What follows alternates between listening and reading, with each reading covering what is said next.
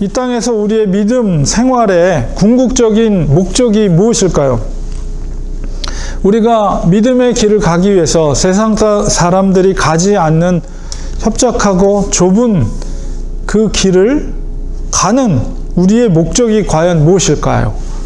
그것을 우리가 한마디로 말씀드리면 구원을 이루기 위함입니다.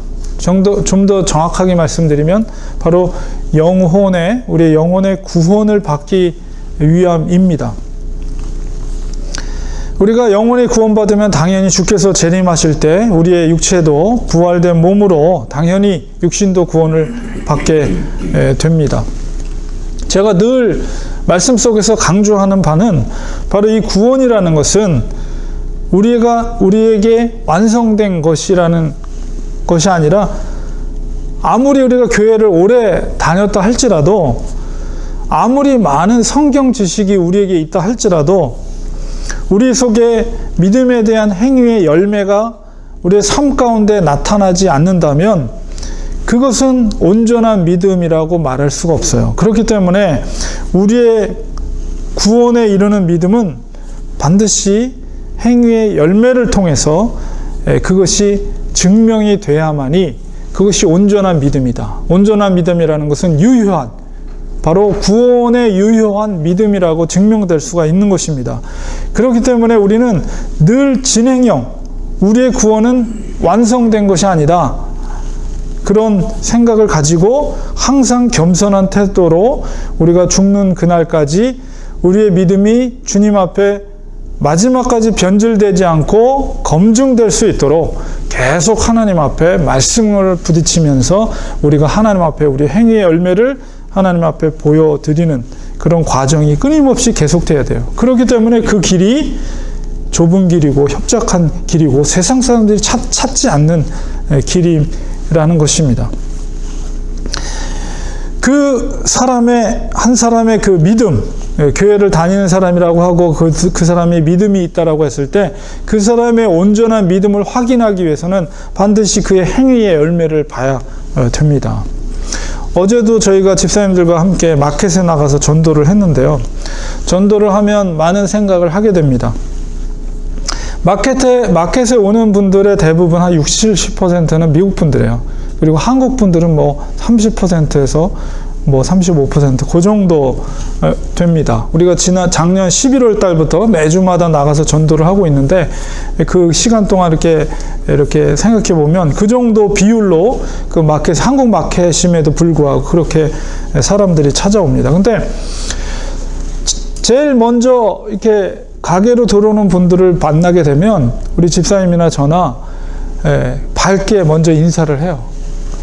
그래서 얼굴을 먼저 봅니다. 그러면 그 얼굴, 어떤 분들은 밝게 웃으면서 그 인사를 받아주시는 분들이 있는 반면에 어떤 분들은 쳐다도 안 보고 전혀 무표정한 얼굴로 그냥 샥 들어가시는 분들도 계세요. 그 행위의 열매라는 것은 뭐냐면, 왜 그것이 중요하냐 하면, 겉으로 드러나는 열매는 속에 그 사람이 무엇이 들어있느냐가 겉으로 나타나게 되어 있는 거예요. 심지어는 한국 사람들이 인상이 참 안 좋아요. 전체적으로 보면. 심지어 교회 다닌다고 하는 사람들도 이렇게 소식지를 전하거나 인사를 거나 그러면 저 다른 교회 다녀요 하면서 인상을 막 쓰면서 싹 들어가는 분들도 계세요. 사실 물론 그 사람의 어떤 성격일 수도 있지만은 어떤 면에서는 그 교인 한 사람의 얼굴이 그 교회의 얼굴이다, 이렇게 생각될 수도 있는 거죠.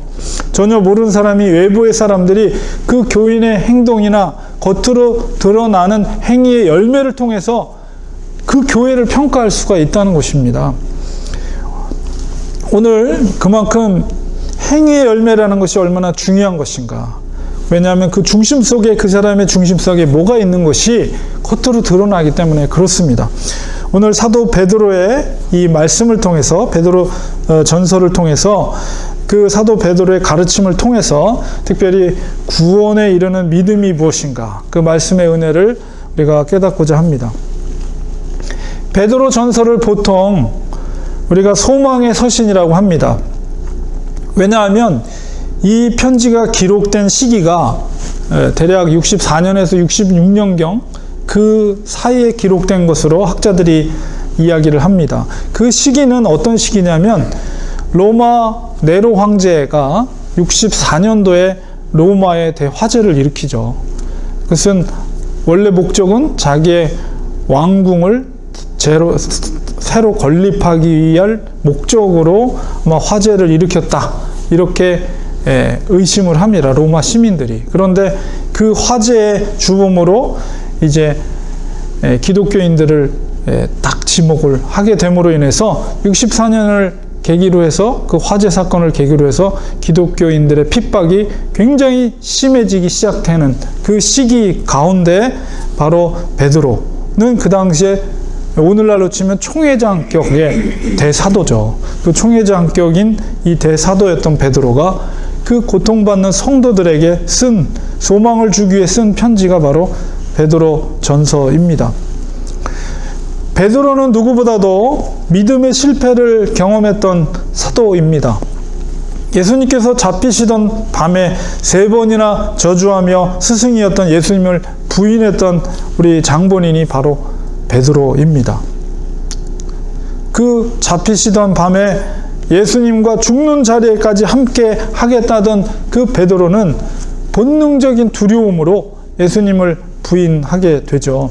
그 이후로 30여 년이 세월이 지난 상황 속에서 그의 과거의 아픔이, 물론 주님이 용서해 주었다 하지만은 한쪽 마음 구석에 늘 그 과거의 아픔, 자기가 스승을 배신했다는 그 아픈 쓰라린 마음이 여전히 남아 있어요. 그 쓰라린 기억이 늘 마음 한구석에 있었고, 그 스승을 향한 그 아픔이 어쩌면 우리가 전해져 오는 전승에 의하면 그가 십자가에 거꾸로 매달려 죽었다고 그러죠. 그러니까는 내가 감히 어떻게 주님처럼 그렇게 온전한 십자가에서 죽을 수 있나? 그래서 거꾸로 매달려 죽었다고 합니다. 아마 그 스승을 향한 안타까움, 쓰라린 마음이 아마 베드로를 그렇게 죽음을 스스로 선택해서 죽었는지 모르겠습니다. 어쨌든 그런 30년 전에 그 슬픔, 스승을 배신했던 그 슬픔 가운데 있던 베드로에게 소망이 되었던 그 순간에 그 절망 가운데, 닭이 울었을 때 얼마나 절망감과 슬픔과 자기가 스승을 배신했다는, 그리고 예수님이 말씀하신 그대로 이루어진 것에 대해서 얼마나 자괴감과 좌절과 절망감 속에 빠져 있겠었겠어요? 그 속에서 베드로에게 소망이 됐던 것이 뭐냐라고 했을 때, 오늘 베드로전서 1장 3절에 보면 그의 고백 속에서 그가 그 절망 가운데 소망으로 다시 회복됐던 사건이 뭐냐라고 했을 때, 베드로전서 1장 3절에 이렇게 자기가 고백하고 있어요. 우리 주 예수 그리스도의 아버지 하나님을 찬송하리로다. 하나님을 찬송하리로다. 그의 많으신 긍휼대로 예수 그리스도를 죽은 자 가운데서 부활하게 하심으로 말미암아 우리를 거듭나게 하사 산 소망이 있게 하셨다. 이렇게 말하고 있어요. 여기서 산 소망, 바로 living hope, 살아있는 소망이라는 거예요. 그 30년 전에 내가 좌절과 슬픔과 자괴감 속에 있을 때, 돌아가신 지 3일 만에 부활하신 그 주일날 새벽에 부활하신 예수 그리스도를 만났을 때, 그 절망과 좌절에서 살아있는 소망으로 다시 베드로가 회복되는 역사를, 그 부활을 통해서, 예수님의 부활을 통해서 내가 경험했다는 거예요. 그리고 30년의 세월이 지났어요. 그리고 대사도가 됐죠. 지금도 역시 그 부활의 소망이 나에게, 그리고 성도들에게, 고통받는 성도들에게 living hope, 살아있는 소망으로 우리에게 능력이 된다는 거예요. 그래서 부활에 대해서 강조하고 있는 메시지가 베드로전서에 담겨져 있습니다. 바로 2000년이 지난 지금 현재에도 예수님의 부활은 우리에게 living hope가 되는 거예요. 살아있는 소망이 되는 거예요. 우리의 삶의 소망은 이 땅이 아닙니다. 바로 예수 그리스도의 재림을 통해서, 그리고 이미 2000년 전에 부활하신 예수님, 그것에 대한 믿음과 바람에 대한 우리는 소망을 갖게 되고, 그것이 바로 리빙 호프가 돼요. 지금 산 소망이 되는 거예요. 우리에게도 부활이 우리에게 소망이 되는 것입니다. 아무리 현재의 삶이 고달프고 힘들어도 부활은 우리에게 언제나 살아있는 소망으로 우리에게 작용을 하고 능력으로 우리에게 역사하신다는 것이죠. 결국 우리의 삶이라는 것은 결과적으로 죽음으로 귀결이 되죠. 우리의 삶이 있으면 반드시 죽음으로 귀결이 돼요. 그런데 부활이라는 것은 무엇입니까? 바로 그 죽음의 권세를 깨고 다시 살아나는 것입니다. 스승인 예수님을 배신하고 용서를 구할 수조차 없는 스승님의 죽음의 상태에 있는 주님을 생각하면 얼마나 죄책감과 절망과 슬픔 가운데 빠져 있었겠어요? 그런데 그분이 다시 살아나셨어요. 그리고 그분을 만났어요. 내가 그분에게 사죄를 할 수 있는 기회가 주어졌다는 소망, 그가 다시 살아날 수 있는 소망이 그에게 주어진 거죠. 죽으셨던 스승님을 다시 만날 수 있는 소망. 예수님께서 뭐라 그럽니까? 이 베드로에게 마지막 승천하기 전에 뭐라 그러냐면, 요한의 아들 시몬아, 내가 나를 사랑하느냐? 그것을 몇 번 반복해서 물어보세요? 3번 물어보세요. 이게 뭐예요? 왜 예수님께 3번 물어보신 거예요? 그것은 베드로가 몇 번 예수님을 부인했습니까? 닭이 울기 전에 3번 부인했어요. 바로 그 예수님께서 마지막 승천하기 전에 베드로를 향해서 요한의 아들 시몬아, 내가 나를 사랑하느냐? 이것을 3번 반복해서 물으신 것은 내가 너를 용서한다. 내가 너를 3번 나를 부인한 것에 대해서 내가 너를 이미 용서한다. 그 말씀이에요. 베드로는 뭐라고 고백합니까? 주님, 내가 주님을 사랑합니다. 그 고백은 바로 용서와 또 스승님의 용서와 자기가 주님을 3번 부인했던 그 죄에 대한 사죄의 마음을 담아서 진심으로 주님을 사랑하는 마음을 담아서 주님, 저는 주님을 사랑합니다. 3번 반복해서 고백하잖아요. 얼마나 아름다운 모습입니까? 용서와 회복의 모습. 그때서야 비로소 주께서 내 양을 치라, 내 양을 먹이라. 목양의 사명이 베드로에게 전해지는 것입니다. 그렇게 30년의 세월이 흐른 거예요. 그 세월이 흘렀지만 베드로의 소망은 여전히 부활에, 주님의 부활이 산 소망이 되는 거예요. 지금 고난받고 있는 성도들에게 이것만큼 큰 위로가 어디 있겠습니까?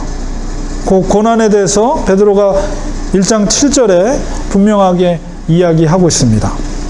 너희 믿음의 확실함은 불로 연단하여도 없어질 금보다 더 귀하여 예수 그리스도께서 나타나실 때, 그 나타나실 때는 재림의 때죠. 바로 그 재림의 때에 너희들이 지금 성도들이 고통을 받고 있단 말이에요. 엄청난 핍박과 정말 도시가 화염으로 화재가 났기 때문에 그리스도인들이 묶여가지고 살아있는 채로 불살라 죽였어요. 로마 그 황제가.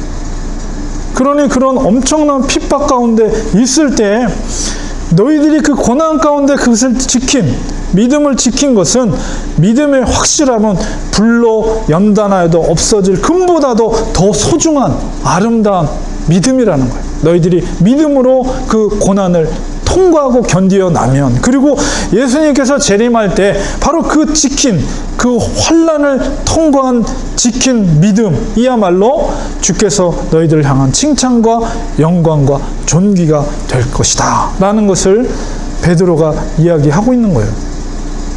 고난은 믿음을 더욱 확실하게 하는 도구가 되어서 고난을 통과할 때 바로 그 고난을 통과한 믿음이 주 앞에 칭찬과 영광과 존귀가 되는 것이죠. 이렇게 견고한 믿음의 결과가 무엇인가? 베드로가 분명하게 1장 9절에 말하는 것은 믿음의 결국, 믿음의 마지막은, 결과는 곧 영혼의 구원을 받음이라. 이렇게 분명하게 선포하고 있습니다. 이렇게 볼 때 구원은 역시 과정이에요. 죽는 순간까지 견디며 믿음의 확실성을 증명하는 과정이에요. 고난 가운데 있는 로마의 성도, 소아시아에 흩어져 있는 성도들이 이 핍박 가운데, 로마의 통치 가운데, 핍박 가운데 견디고 비록 불에 타 순교당한다 할지라도 그것을 견디는 믿음의 확실성, 그것을 바로 하나님 앞에 증명하는 거예요. 하나님을 사랑하는 그 믿음을. 이 구원에 이르는 길에 대해서 오늘 본문을 중심으로 다시 한번 베드로의 가르침을 깨닫고자 합니다. 믿음의 이 구원에 이르는 길은 무엇이냐? 첫 번째로 1장 13절에 근신하며 재림시의 구원을 바라는 것입니다.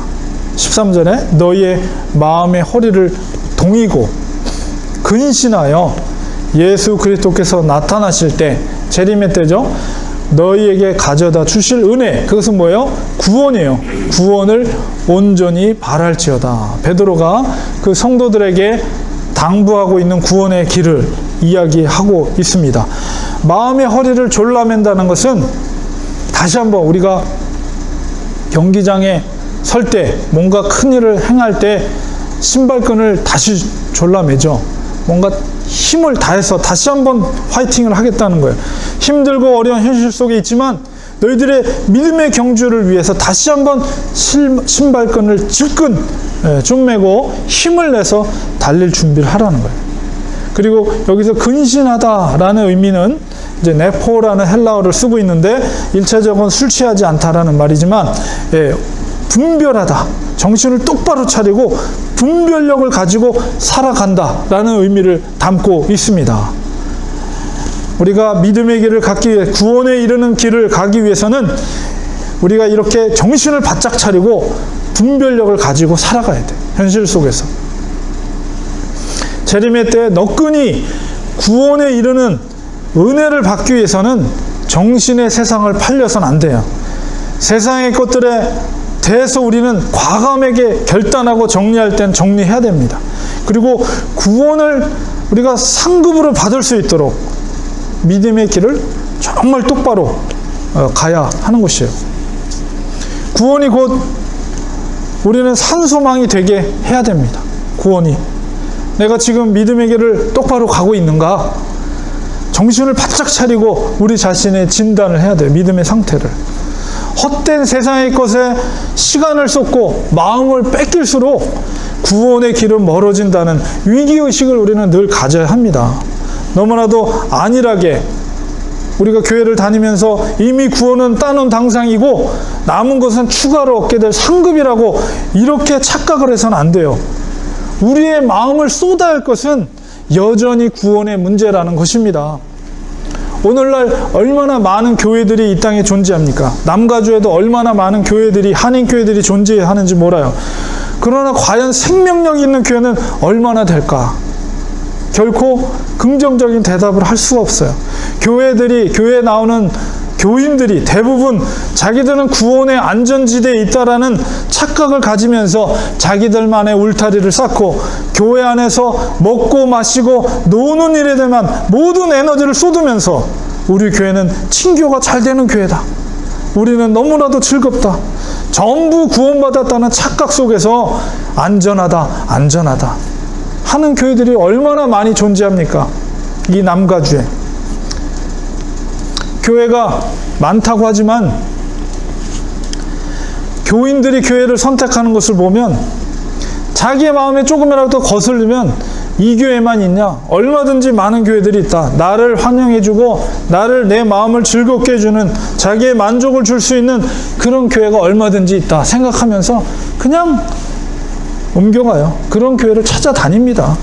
자기들의 희생이나 봉사에는 인색하고 교회가 자기들에게 얼마만큼의 편의와 서비스를 제공해 줄 수 있는가? 그런 곳에 사람들이 몰려갑니다.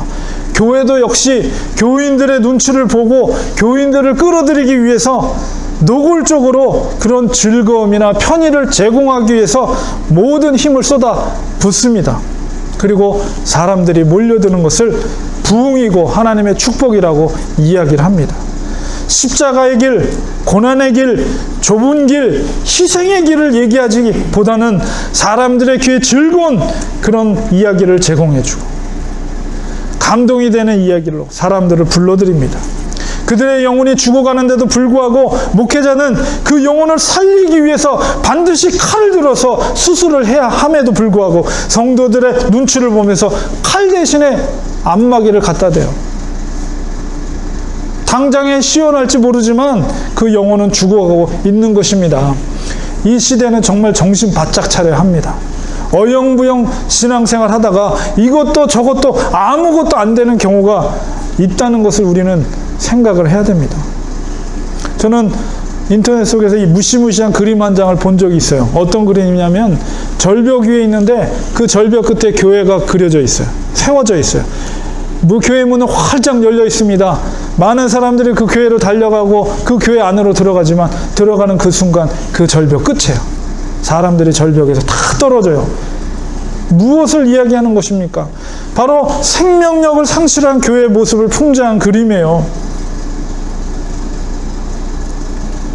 왜, 무엇이 그런 교회를 양상하게 된 것입니까? 그것은 바로 신앙의 중심이 복음 중심, 말씀 중심이 아니라 자기 중심의 신앙생활을 하기 때문입니다. 아무리 복음을 선포해도 말씀을 가르쳐도 자기 중심의 신앙, 자기 경험과 자기의 중심의 신앙으로 철옹성을 만들어 놓고 절대 그 가르침, 복음의 가르침, 말씀의 가르침을 받지 않아요. 절대 변하지 않습니다. 아무리 10년, 20년, 30년, 50년 교회를 다녀도 그런 사람들은 절대 변하지 않아요. 말씀 중심의 신앙이 아니라 자기 중심의 신앙을, 자기 중심이 있고 교회는 변두리예요. 말씀은 변두리예요. 그런 신앙은 반드시 무너지게 되어 있습니다. 그런 태도로 아무리 오랜 시간 동안 신앙생활을 하고 교회 생활을 해도 구원에 이를 수 없습니다. 얼마나 비참한 일입니까? 베드로의 이 분명한 선포를 우리는 기억해야 됩니다. 두 번째는 모든 행실에 거룩한 자가 되어야 합니다. 1장 15절에 오직 너희를 부르신 거룩한 이처럼 너희도 모든 행실에 거룩한 자가 되라. 이 거룩이라는 말은 헬라어로 하기오스라는 말인데 이것은 신성한 것, 봉헌된 것, 하나님께 바쳐진 것, 혹은 구별되어진 것이라는 의미를 담고 있어요. 하나님은 거룩하니 너희도 거룩할지라. 분명히 성경은 말하고 있습니다. 하나님의 속성 중에 하나님의 거룩함이 있어요. 생실에 거룩한 자가 된다는 것은 흠이나 티 없이 순결한 삶을 사는 것을 의미합니다.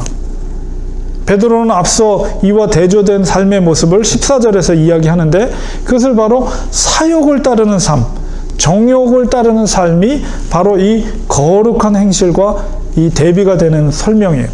사욕이라는 것은 헬라어로 에피디미아라는 말인데요. 이 말은 정욕이라는 뜻, 그리고 또 더 나아가서 금지된 것에 대한 욕망이라는 의미가 담겨져 있어요. 금지된 것에 대한 욕망이라는 것은 무엇입니까? 하나님께서 분명히 죄로 규정한 것들에 대해서 선을 넘어가는 행위를 말하는 거예요. 우리가 다윗의 예를 들면 분명 남의 아내를 탐해서는 안 된다. 십계명에 기록되어 있죠. 그리고 음행을 해서는 안 된다. 분명히 7계명과 10계명에 기록되어 있어요. 그런데 다윗이 그 선을 넘어갔어요. 왜 그랬습니까? 왜 다윗이 그 율법을 알면서도 율법을 어기면서 그런 행위를 했습니까? 그것은 바로 정욕에 이끌리는 삶을 살았기 때문에요. 그런 결정적인 죄악을 범하기 전에는 분명 악한 영의 유혹이 있어요. 조그만 것부터 작은 거 하나 허락하기 시작하면 무너지기 시작하는 거예요. 그 작은 구멍 하나가. 안목의 정욕, 다윗이 여인을 보았을 때 굉장히 아름다워 보였어요. 거기서 타협하지 않고 탁 마음을 돌이키고 정신을 바짝 차렸다면 그 이상의 엄청난 죄악들, 음행 가는 뿐만 아니라 남의 것을 탐하는 것뿐만 아니라 6계명 살인하는 죄악까지, 얼마나 무서운 죄악까지 나가게 됩니까? 거기서 타협하지 않았다면 죄를 범하는 과정은 오늘날에도 역시 동일합니다. 여러분, 죄의 문제를 우리는 가볍게 여기서는 안 됩니다. 악한 영이 유혹을 할 때 정신을 바짝 차려야 돼요. 말씀을 통해서 하나님의 거룩함을 상기합니다. 내가 거룩하니 너희도 거룩할지라. 하나님은 거룩한 곳에 임합니다. 조금이라도 흠이 있거나 티가 있는 곳에 하나님은 그곳에 임할 수가 없어요. 우리가 절대로 그 거룩성에 흠집을 내게 하려고, 사단은 그 거룩성에 흠집을 내기 위해서 유혹을 합니다. 아주 달콤한 유혹을 하죠. 절대로 그 정욕에 이끌리는 태도를 가져서는 안 됩니다. 그럴 때 말씀에 근거한 능력을 선포해야 합니다. 악의 세력을 선으로 이겨야 돼요. 말씀의 능력으로 이겨야 됩니다. 그것이 바로 거룩한 행실을 하는 것입니다. 하나님의 거룩한 성령의 인도함을 받으시기 바랍니다. 우리에게 숨겨진 죄악이 있다면 하나님 앞에 철저하게 우리는 자복해야 돼요. 우리의 거룩함이 회복됨이 없이는 절대 구원에 이룰 수가 없어요. 제일 먼저 예수님이 선포한 것이 무엇입니까? 제일 먼저 세례 요한이 선포한 것이 회개하라. 천국이 가까웠느니라. 그리고 복음을 믿으라. 죄가 있는 곳에 하나님의 거룩함이 공존할 수가 없어요. 절대로. 철저하게 죄로부터, 특히 정욕으로부터 사는 삶을 우리는 끊어버려야 됩니다. 단호하게. 여전히 우리가 세상의 즐거움이 좋다면 구원받을 것을 기대해서는 안 돼요. 하나님의 은혜를 체험하고 하늘의 풍성한 은혜 가운데 사는 성도들이 더 이상 세상의 즐거움이 아닌 거예요. 하나님께서 주시는 순종의 삶을 살 때 그 속에서 하나님이 주시는 은혜와 기쁨, 그것이 가장 즐겁고 복된 것임을 인정하는 삶을 사는 사람들이 바로 구원받는 사람들이에요. 하나님의 거룩함을 본받으시기 바랍니다. 하나님의 은혜를 사모한다면 하나님의 거룩함이 우리의 영혼 가운데 깃들도록 거룩의 행실을 해야만 합니다. 특히 이 거룩한 행실 가운데 조심해야 되는 것은 언어 행실을 조심해야 합니다. 말 속에 거룩함이 깃듭니다. 그 중심 속에 하나님의 은혜가 풍성한 사람들은 언어 생활도 다를 수밖에 없어요. 베드로전서 3장 9절에서 10절에 보면 베드로 사도가 이렇게 말합니다. 악을 악으로, 욕을 욕으로 갚지 말고 도리어 복을 빌라. 이를 위하여 너희가 부르심을 받았으니 이는 복을 이어받게 하려 하심이라. 그러므로 생명을 사랑하고 좋은 날 보기를 원하는 자는, 구원받기를 원하는 자는 혀를 금하여 악한 말을 그치며 그 입술로 거짓을 말하지 말고. 이렇게 베드로가 이야기하고 있어요. 교회 다니는 사람들이 모여서 남을 욕하고 험한 말을 하고 원망의 말을 하고 비난의 말을 한다면 결코 그런 곳에 하나님의 거룩함이 임할 수가 없습니다. 우리가 거룩한 하나님을 믿는다고 하면서 말 속에 욕설이 난무한다면 그 믿음은 거짓입니다. 행실 가운데 우리의 정욕대로 사는 삶을 살면서 나는 하나님을 믿는다고 말한다면 그 말은 거짓입니다. 구원에 이를 수가 없어요. 행실의 열매를 통해서 그 사람의 믿음을 볼 수가 있는 거예요. 그 믿음이 구원받는 믿음인지 아닌지, 참된 믿음인지 아닌지. 분명한 베드로의 구원에 이르는 이 길의 교훈을 우리는 마음판에 새겨야 됩니다. 세 번째로, 믿음은 반드시 계속 강조하는 바지만 삶의 열매로 증명이 됩니다. 17절에 분명히 믿음의 길을 제시하고 있어요. 베드로가 17절, 외모로 보시지 않고 각 사람의 행위대로 판단하시는 이 하나님이죠. 너희가 아버지라 부른즉 너희가 나그네로 있을 때를 두려움으로 지내라. 이 나그네라는 건 뭐예요? 이 인생이에요. 이 인생. 이 땅에 사는 인생을 나그네라고 베드로가 표현하고 있는 것입니다. 하나님은 사람을 외모로 보시지 않고요, 반드시 그 사람의 행위를 보시고 판단하십니다. 믿음의 행위, 말씀에 대한 순종의 행위를 보시고 그 믿음을 판단하십니다. 그 믿음이 진짜인지 가짜인지를 그 믿음의 행위를 보시고 판단하십니다. 베드로는 그렇기 때문에 나그네로 이 땅에서 사는 동안에 두려움이라고 표현되어 있는데 이 헬라어 원어는 공포감이에요. 공포감. 이 나그네, 생명에 있는 하나님이 이 땅에서 주어진 시간 동안에 이 두려움과 공포감으로, 정말 두렵고 떨림으로 너희들의 믿음을 검증해 내라는 거예요. 하나님 앞에서. 그동안 한국교회가 믿음에 대해서 잘못 가르쳤어요. 오늘날 교회가 생명을 잃고 사사기 시대처럼 자기 마음대로 행동하면서도 구원을 이미 받은 것처럼 착각하면서 사는 신자들이 얼마나 많이 있습니까? 지금도 그렇게 달려가고 있어요. 그 끝에 뭐가 있는지도 모르고. 우리는 위기의식을 가져야 합니다. 두렵고 떨림을 가져야 돼요. 절대로 누구도 구원에 안전하다는 생각을 가져서는 안 됩니다. 그 마지막을 봐야 돼요. 마지막을. 아무리 훌륭한 목사님이라 할지라도 그 마지막을 봐야 된다니까요. 그렇기 때문에 누구도 구원의 안전지대에 있다라고 자만해서는 안 돼요. 하루하루를 살더라도 말씀에 비추어서 신중하게 분별력을 가지고 날마다 새롭게 말씀으로, 믿음으로 살아가야 돼요. 마지막 호흡 끝나는 그날까지. 그래야지 그 마지막을 보고 구원의 완성이 이루어지는 거예요. 확인되어지는 거예요. 결론을 맺겠습니다. 저희가 수요일마다 마가복음을 연구하고 있죠. 비록 마가가 쓴 복음서가 예수님의 행적이지만 그 마가의 사상에 직접적인 영향을 끼친 사람이 바로 베드로예요. 베드로전서 마지막에 보면 내 아들 마가라고 이렇게 표현하고 있어요. 마가복음 속에서 베드로의 영성을 우리는 발견할 수가 있는 거죠. 베드로의 핵심적인 영성은 무엇입니까? 그것은 마가복음 8장 34절에 있는 말씀이에요. 무리와 제자들을 불러 이르시되, 예수님께서 뭐라고 하시냐면 누구든지 나를 따라오리거든 자기를 부인하고 자기 십자가를 지고 나를 따를 것이니라.